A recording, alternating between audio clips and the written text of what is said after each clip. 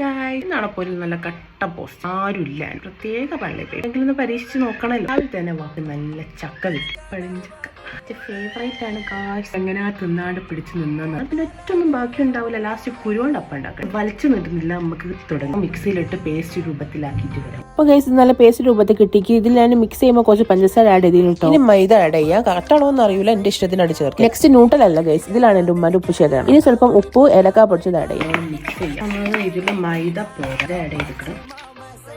Taste ഉണ്ട്. Copy അടിച്ചൊന്നും ഉണ്ടാക്കിയത്. സ്വയം നമ്മളെ കഴിവുകൾ പുറത്തെടുത്ത് സ്വന്തം ഉണ്ടാവും. കണ്ടിന്യൂ ചെയ്യാം.